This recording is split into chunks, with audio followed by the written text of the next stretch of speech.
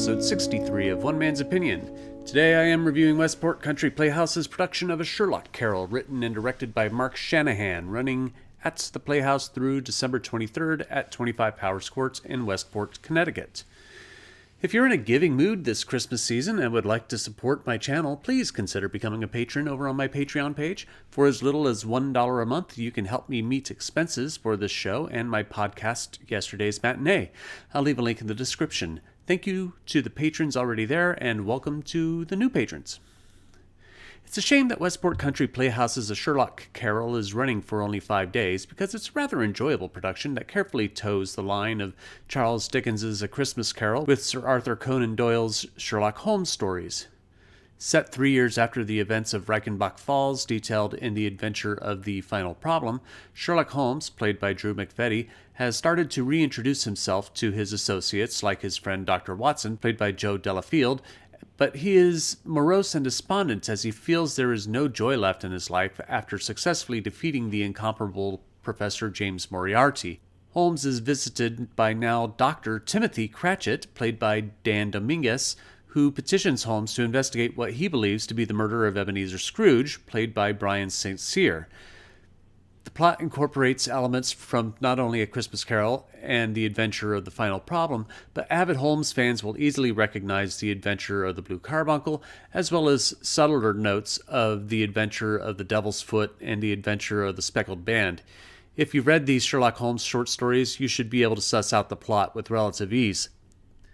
What I found fascinating is Shanahan's ability to delicately balance the spiritual aspect with the rather practical and decidedly non-supernatural Sherlock Holmes stories, as Sherlock goes through his own Scrooge journey. I am willing to embrace Shanahan's explanation of this, but I would totally understand if an ardent Sherlock Holmes fan would be offended at the idea of having an actual ghostly visitation happen to Sherlock. Then there is the issue of timeline that would potentially disrupt the reality of the story. A Christmas Carol was released in 1843. The Adventure of the Final Problem took place in 1891, which means that it is now 1894, making Tiny Tim about 58, and Ebenezer Scrooge would be pushing 100 if not older, which would be a massive stretch for a 19th century Londoner, where the average life expectancy of a person who reaches adulthood is about mid-late 50s. Nevertheless, if you're willing to embrace these conceits, A Sherlock Carol is an enjoyable show. I like how Shanahan has interwoven popular characters like Irene Adler, or pronounced Irene Adler in this production, played by Isabel Keating, with supporting Christmas Carol characters like Mr. Topper and introducing progeny like descendants of Fezziwig and how they all tie into the plot. The play lends itself to tongue-in-cheek humor, particularly with frequent winks to the audience with lines lifted from A Christmas Carol that, if you've read the book or seen a film or play of it, you'll be familiar with the lines quoted throughout.